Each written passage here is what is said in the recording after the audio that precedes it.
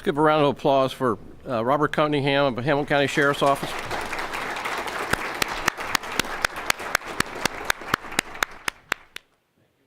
Bill Moran, Secretary of the Board of Trustees here at the library, and on behalf of the library board, I'm pleased to welcome all of you to the library's 63rd Annual Veterans Day Commemoration. We're here this morning to pay special tribute to our veterans and to honor all members of the armed forces who have steadfastly served our country in both wartime and also in peacetime, and who continue to protect us while serving in the military today. Thank you for joining us.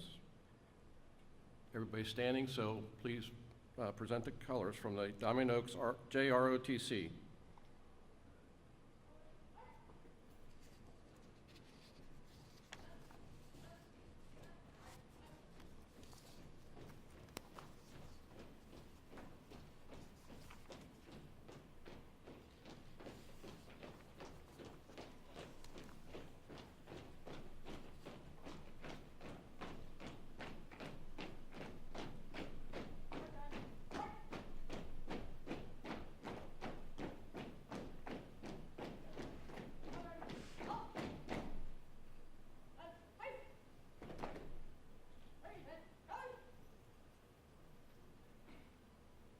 Please join me in a Pledge of Allegiance.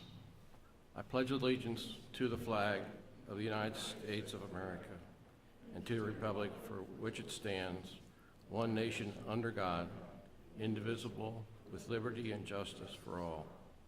And please remain standing for the national anthem.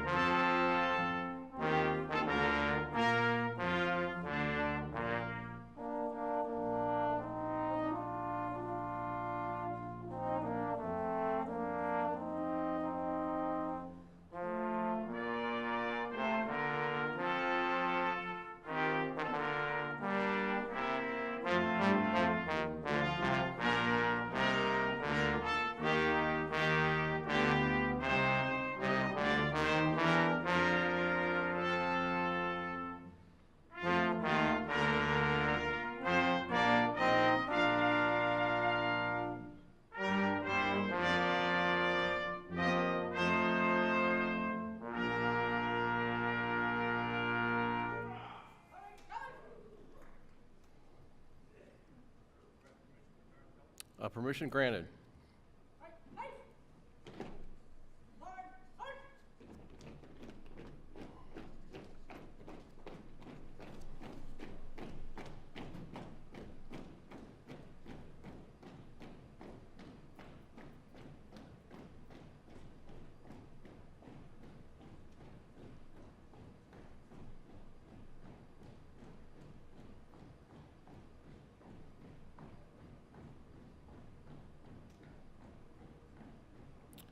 Okay, would everybody please be seated?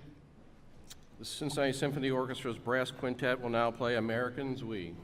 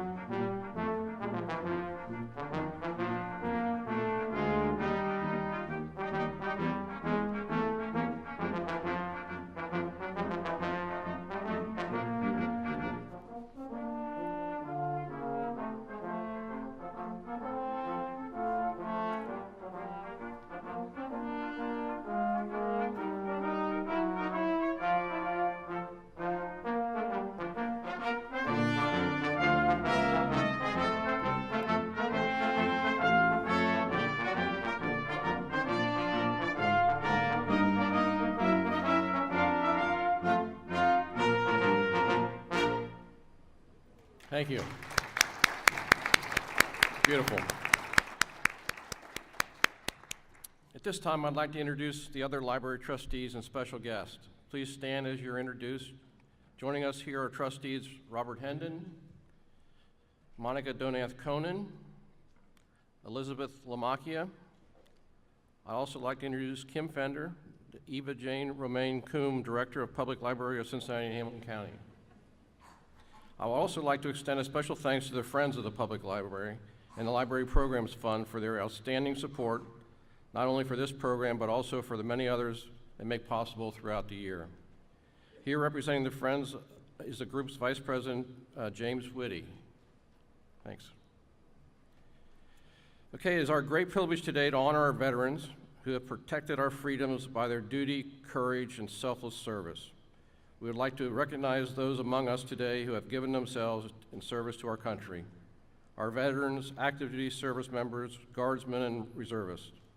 Your sacrifices and those of your families have helped keep our country safe and free. At this time, I would like to invite all those who are currently serving in the active military duty to please stand and be recognized.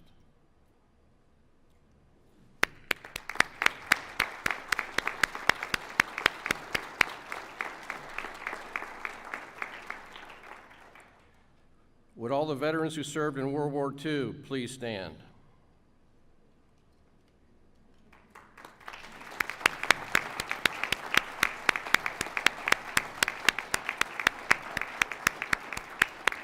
Thank you. I can tell it's getting harder to stand.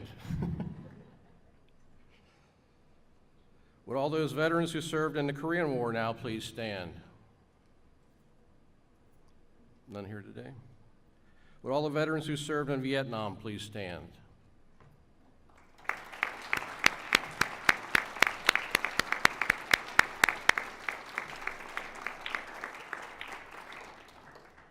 Would all the veterans who served in Iraq and Afghanistan please stand?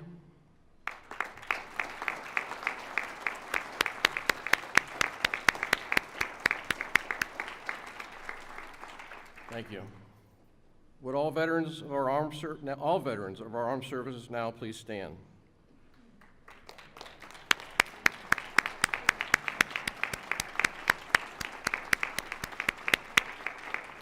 Thank you for your service. You can be seated now. Okay, the Cincinnati Symphony Orchestra's Brass Quintet will now play the Armed Forces Salute. We ask that you stand to be recognized as your service song is played.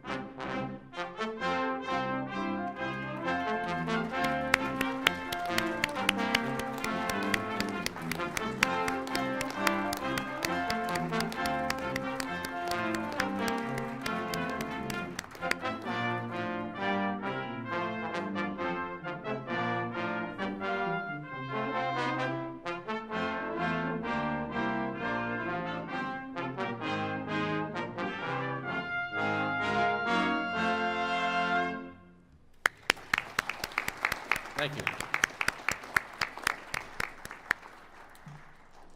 Veterans Day is very special to all of us connected with the library.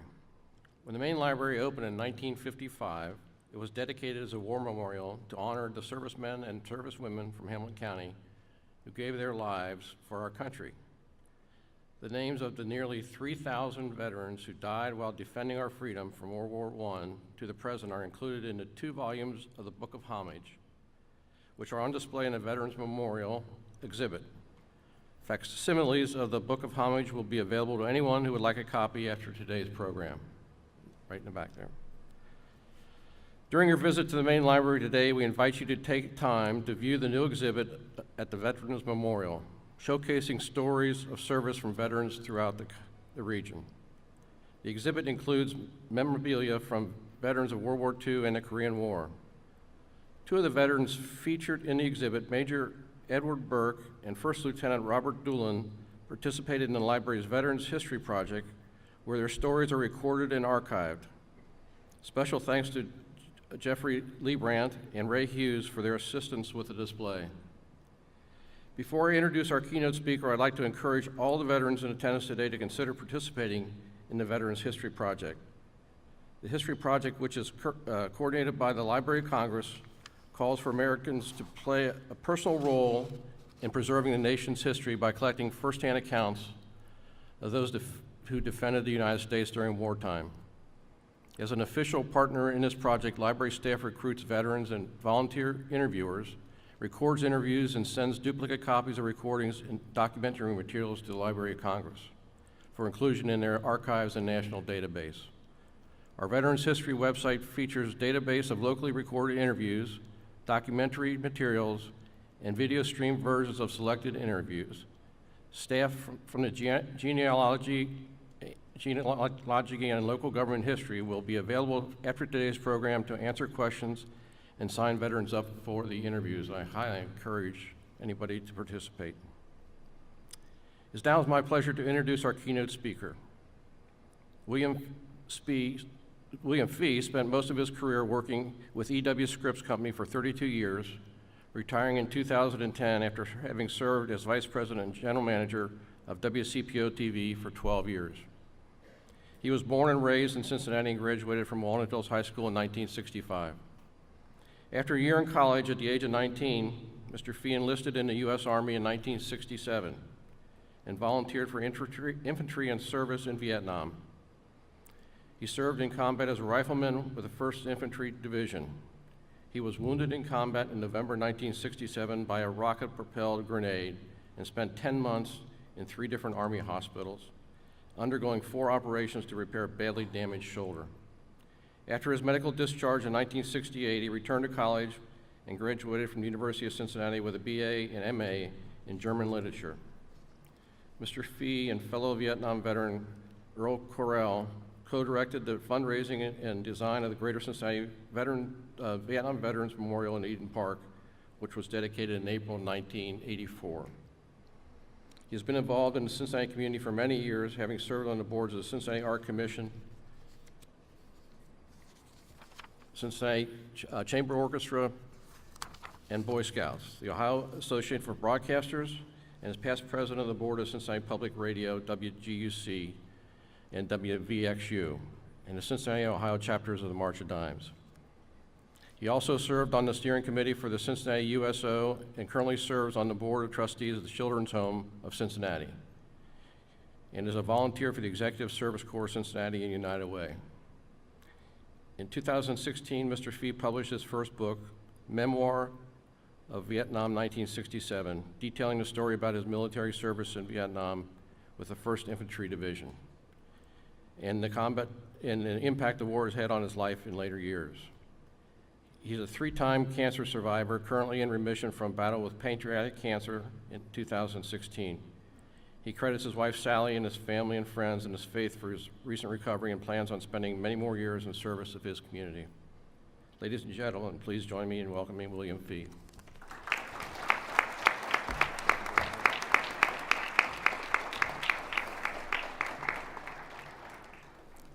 Good morning.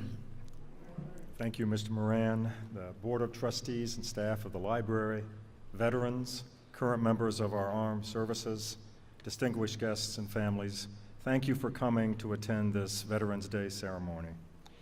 On this weekend, we usually say Happy Veterans Day to veterans, which I consider to be somewhat of an oxymoron. Yes, indeed, is it a privilege to be a veteran, and certainly all veterans are very happy to be alive and back home with family and friends. But we must remember to hold this day in solemn respect for those who came home, those who are currently serving, and those who gave up their lives for our country. If you have a loved one serving in the armed forces today, in Iraq or Afghanistan or anywhere in the world, you don't no doubt feel the stress of having someone live in danger. You very much love your son or daughter, your parent, your niece, your nephew, a grandparent who heroically answered our country's call.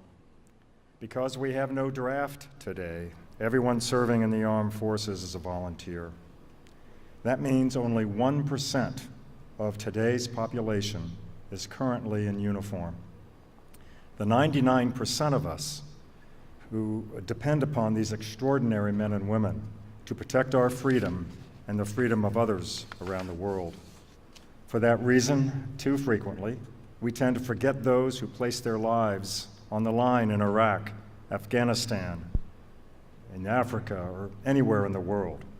Most of us are just too busy, occupied by our jobs, our family, and friends. During the Iraq War, there was a saying which many military personnel shared with their friends and fellow soldiers. It said, "America is not at war. The armed forces are at war. America is at the mall." Our charge as civilians is to keep those currently serving around the world in our daily prayer, making a commitment to keep them in our hearts and minds throughout our busy days. Veterans are defined not only by their unique experience they share, but by the character and their sacrifice. Veterans share distinctive, unique traits which distinguish and define them from the general population. An example of the exemplary quality of our heroes in uniform, past and present, is demonstrated by the high degree of volunteers who have served in our country's wars, who chose to enlist rather than wait to be drafted. Note this statistic. In World War II, 35% of the armed forces were enlistees. In Korea, the number of volunteers rose to 46%. And in Vietnam, contrary to popular myth, 75% of those who served in country in Vietnam were enlistees. 65% of the 58,286 names on the wall in Washington were volunteers. And today, 100% of our men and women in uniform are volunteers, citizen soldiers. What keeps these brave individuals coming back to serve in a combat arena sometimes 4, 5, 6 times? Love of country, love for their fellow soldier. The sacrifice that today's 1% cannot be overmagnified and their service overappreciated. They are truly our country's finest citizens, the bravest among our youth. And know this well, our men and women in the uniform, they love the uniform they wear, but they also love each other. I had the privilege of serving in Vietnam in 1967 as a rifleman in the 1st Infantry Division. Our battalion commander was Lieutenant General Richard Cavazos. He retired in 1984 as a 4-star general. Richard Cavazos was the first Hispanic 4-star general in the U.S. Army. After one of our rifle company reunions in 2007, a reunion in which he participated, he wrote a letter to be shared with the veterans in our rifle company that served with him. And it reads in part, "My family is touched by all the affection we have for one another. There's no bond so dear. We have drunk from the same canteen. I will hold you in my heart forever. You're all as close as any band of brothers. You mean so much to me because I saw your devotion. I saw you fight. I saw the hurt, all of which I committed you to. I thank God for the blessing all of you are. I am proud to call you brother. These words from a 4-star general to a platoon of riflemen that he led in battle. His words resonate with the love he felt for the men entrusted to his care and leadership. An emotional connection, hard to define in words, and left untarnished throughout 5 decades. Such devotion easily weaves into the fabric of the lives of veterans who share a common, rare experience. General Cavazos died last week at the age of 88, and 10 of the soldiers who served with him, including myself and my wife, Sally, will attend as a funeral in San Antonio next Tuesday. His family has allowed us to serve as pallbearers, a fitting tribute to a great leader and a great friend. Those who serve under him will love him to our dying day.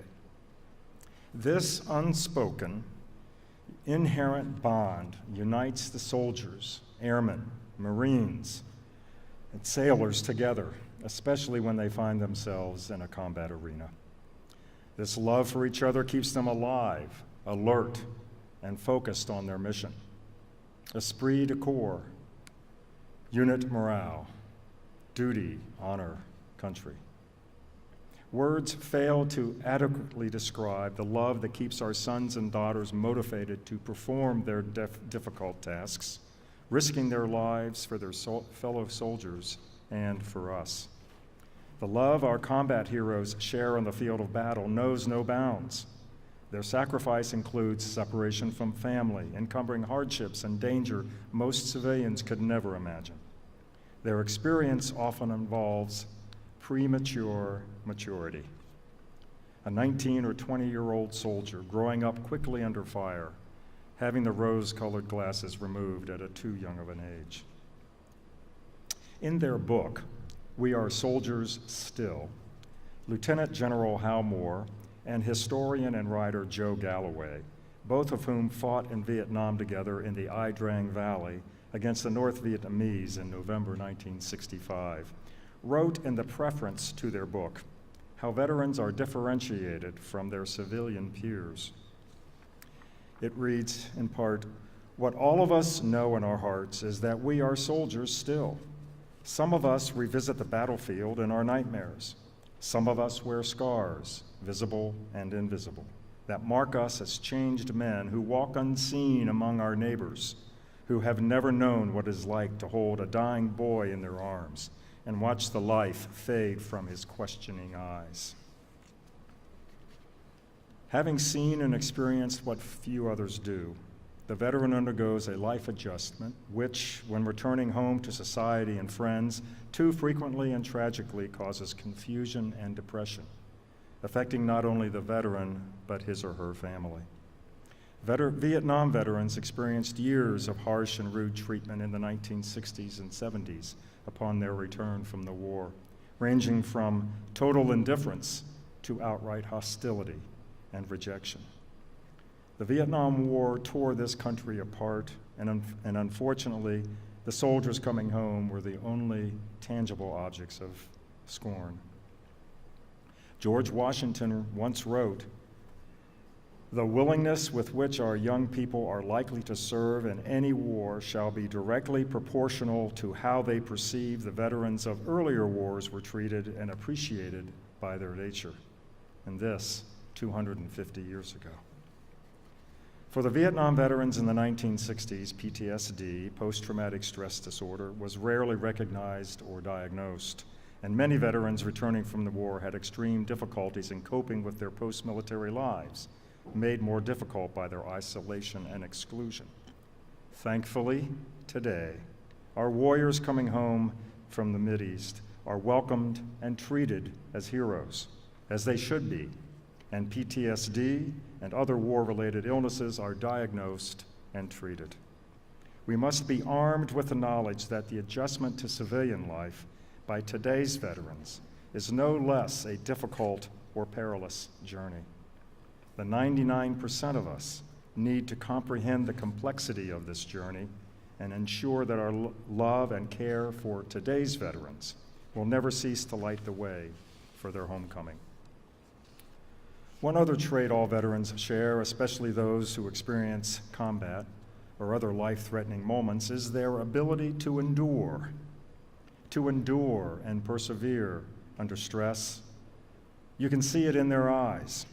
Their eyes alone speak volumes about their experience.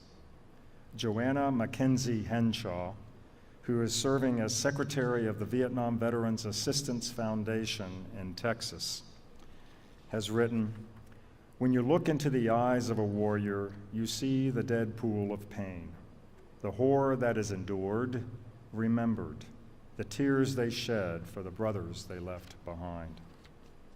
We must be gentle, compassionate, and empathetic in our interaction with the veterans returning home from war today. Our reception can make a world of difference in how these young women and men will adjust to civilian life. I read recently where one soldier returning from Afghanistan asked not to be thanked for his service, but for his sacrifice." Look around you here today. We see veterans from past wars, members of the armed forces still on active duty, and members and friends of those who are now serving our country. We are all one special family, united by our respect, pride, and our love for our servicemen and servicewomen.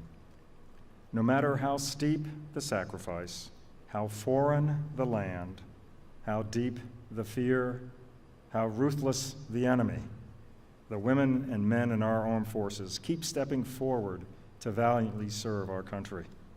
They are members of a cherished and special family, today's true heroes, and we must honor their service and their sacrifice.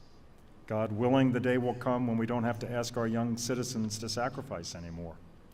Until then, as the parades roll down the street, as we all head to the mall and on Amazon, and for the holiday season, and for the aroma of turkey that fills the ovens, let us always remain focused on why we enjoy these freedoms.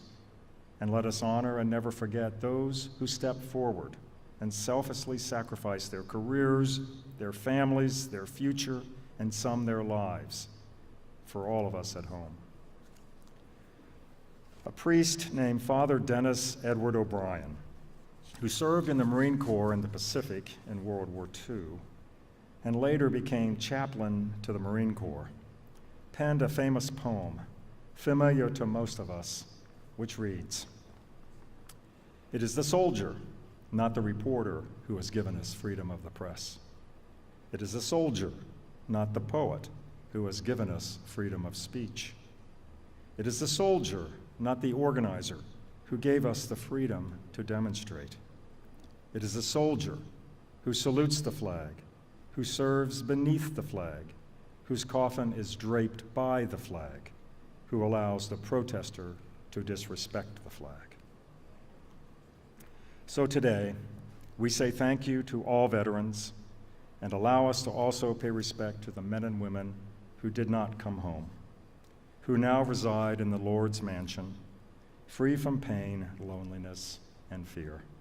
May they always have our respect, remembrance, reverence, and love. God bless their souls, and God bless America. Thank you.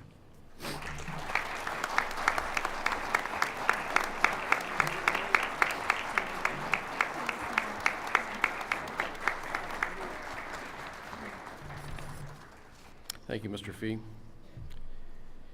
Each year, our Hamilton County veterans are remembered here at the main library with memorial wreaths presented by veterans organizations. Our first wreath will be presented for the American Legion Post 630 by Bob Huxall.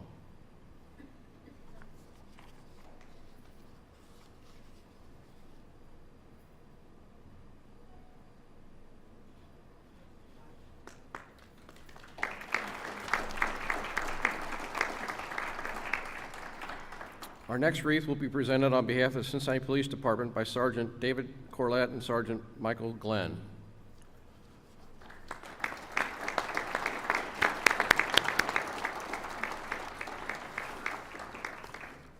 Thank you for doing what you do.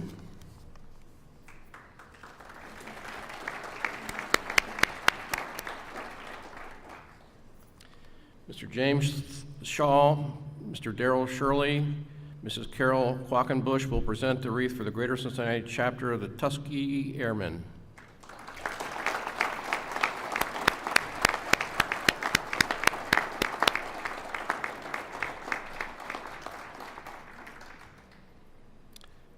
Our next wreath will be presented by Sabrina Blake, Jules Camarda, Shirley May, and Javette Williams on behalf of the Greater Cincinnati Women's American Legion Post 644.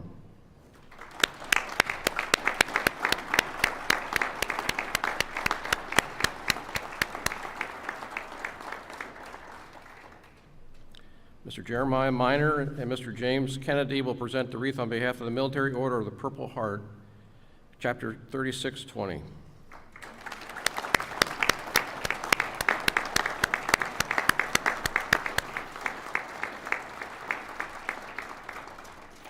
Our final wreath will be presented on behalf of the USS Hornet Breakfast Group and will be presented by Mr. Ray Hughes.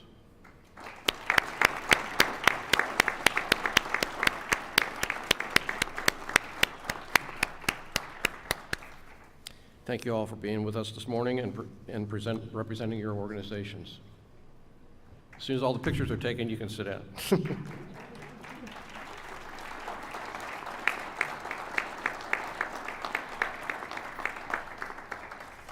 Okay.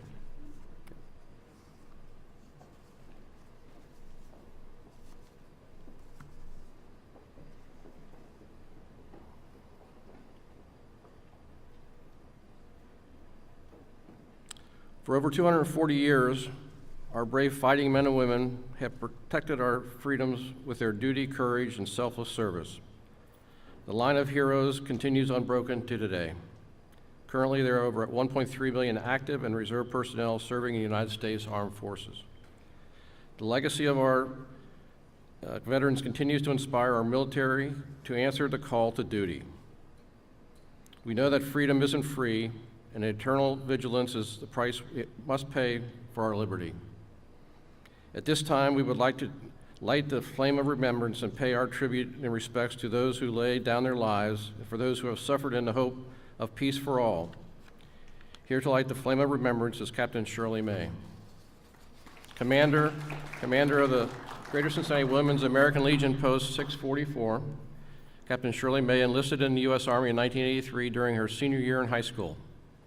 On active duty, she served as military policewoman, criminal investigator, and special agent in charge of U.S. Army Criminal Investigation Command. In 1991, Captain May deployed to Saudi Arabia during Operation Desert Storm, Desert Shield, where she served as a member of the Protective Services Detail, providing personal security protection to high-ranking officials and political dignitaries in a hostile environment. In 1999, she relocated to the Cincinnati area where she became a registered nurse and joined the Cincinnati VA in 2009. At the VA, Captain May serves as Women's Veterans Program Manager, advocating for high-quality comprehensive health for women veterans. She is an active U.S. Army Reserve officer, currently assigned as company commander for Bravo Company 801 1st Combat Support Hospital located in Indianapolis, Indiana, with 215 soldiers assigned under her command. Captain May. As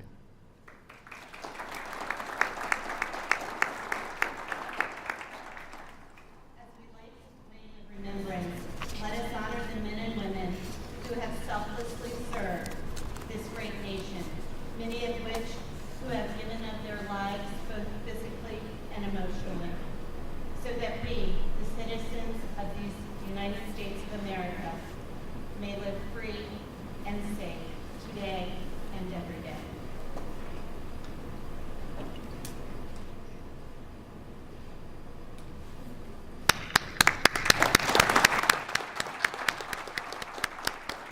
Thank you, Captain May.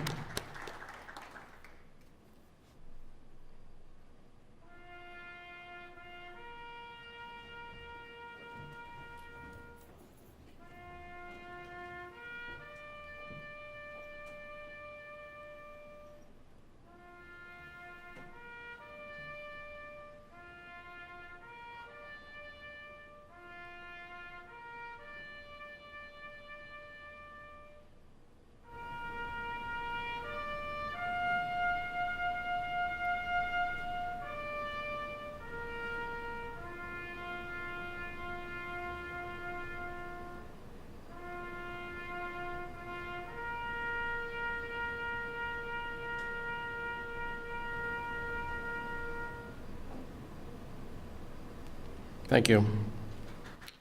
Thank you all for being here today, especially our veterans and our servicemen and women. And this will bring a close to our 63rd Veterans Day commemoration. Thank you all.